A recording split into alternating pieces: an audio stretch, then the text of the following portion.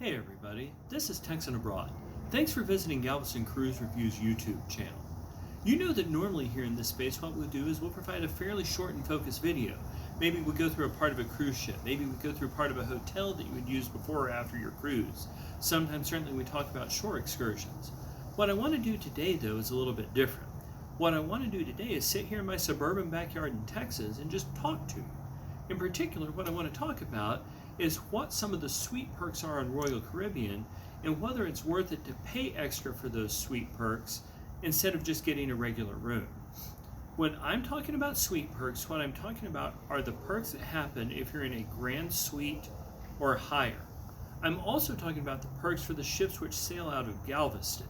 Sometimes the larger ships have even extra fancier things. Those tend to sail out of other ports. I'm talking about the perks on a Freedom class ship or on the next couple of classes smaller than that. I'm not talking about the perks on an Oasis class ship. So let's start. Your perks start on embarkation day. As soon as you show up to the port, your set sail pass, essentially your boarding pass for the cruise, is going to have a little sign on it, and what it will say is suite. When the security folks see that, they'll escort you to a little line on the side, and your whole process of getting through security is faster. That's great because it's security just like it was at an airport.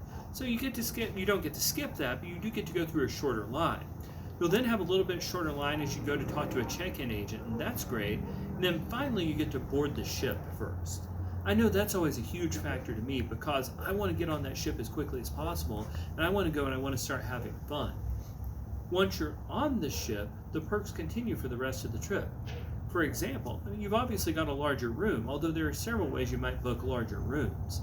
In addition to having the larger room that comes with the suite, on essentially every ship in the Royal Caribbean fleet, there will be some place that you can go. When we sailed on the Liberty of the Seas in July of 2019, that was called the Suite Lounge. On most ships they've converted to where they have a suite lounge, although on some they still call it a concierge lounge. When you go into the suite lounge, you've got a quiet space that's reserved just for you and the other passengers in the suite, and that's fantastic when you want to get away from the crowds.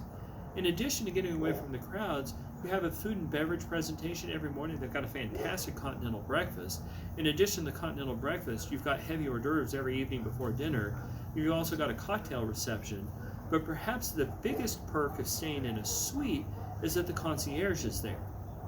At some point on your cruise, something's going to go wrong. And it's a vacation, right? You're dealing with other people. It's a week long. You're going to have a question about something on your account, right? That's not even something that goes wrong. Or you're going to need help making a dinner reservation or something else is going on. If you're in a suite, then you have access to the concierge and he or she can handle that for you. If you're not, then you've got to go down to guest services. The folks who work there are fantastic, but you've got to stand in a little bit of a longer line to get to them.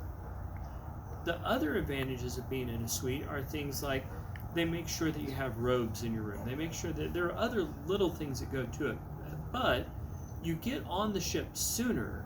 You stand in fewer lines once you're on the ship. You have access to some extra food and beverage offerings. You have somebody to help you. And then finally, on the day that you depart the ship, the concierge will help you there too. If you're carrying off your own luggage by hand, you can get off the ship quickly. In Galveston, the last 2 cruises that I've taken on Royal Caribbean, actually the last 3, 2 on the Liberty of the Seas, one back in 2015 with the Navigator of the Seas, we were off the ship and all the way back in our car by 8 in the morning. Now that can certainly vary by week, but because we had the concierge helping us, that happened. So, to the core question, is it worth it to pay extra for a suite instead of simply just booking maybe a little bit larger room? It certainly depends on your individual preferences. It depends on how much money you have. It depends on how many people are in your party. But for me, every time we sail, I make sure we book a suite because I want to be able to get on board quickly. I want to be able to start my vacation right away. At the end of the ship, not the end of the ship, at the end of the cruise, I want to make sure I'm able to get off of it quickly. And when I'm there, I want to be able to enjoy it as much as possible without any lines. So, I hope this video has been helpful to you. If it has, I'd appreciate it tremendously if you would like the video. In addition to doing that, subscribe to our YouTube channel. If you've got questions, feel free to leave comments below and I will be happy to come in and answer them. Some of the other people on the Galveston Cruise Reviews team may be able to help with that too. But thanks so much for watching and happy sailing.